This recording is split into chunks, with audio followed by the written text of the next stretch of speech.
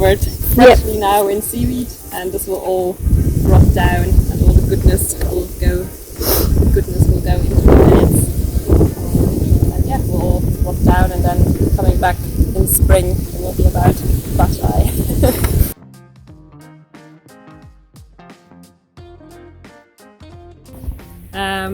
My name's Kerstin. I'm a gardener for a small hotel on a small island that's called the Isle of Iona on the west coast of Scotland, and my main work consists of growing organic fruit and vegetables for use in the hotel kitchen.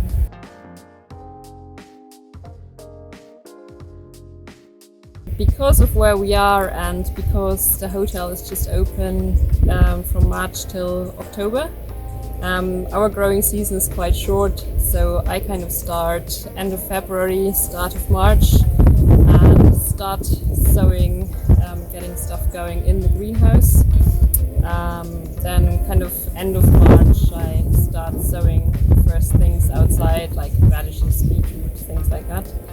And then obviously April, May, June are quite busy months with planting everything, and can be surprisingly dry as well, even though we are on the west coast of Scotland here. So they can be quite busy with watering, and and then July, August, September, obviously the main harvesting months. So quite busy doing that. And then in October we kind of put the garden to bed for the winter, which means we're kind of doing repairs, everything that still needs doing before the winter, and we also put a lot of seaweed on the whole of the garden, which is all barrowed by hand onto the beds, which is a lot of work, but it's great to have that natural fertilizer here, so readily available.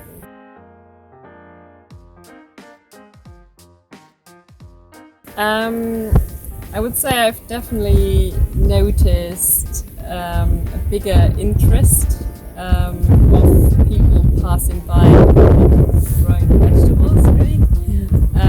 Maybe they always had that interest before, but just never had the time to put it into practice. But I've definitely had so many more people coming into the garden and asking things about how to grow what, and just generally, more interest in food production, I would say. That's great.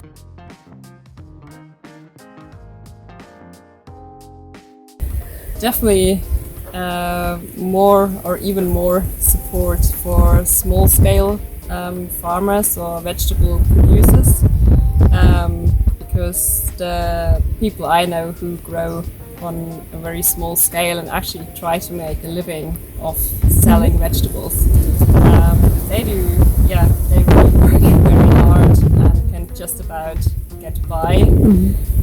So I understand why there's such a shortage of people going into that kind of profession. So that would be really important, I think.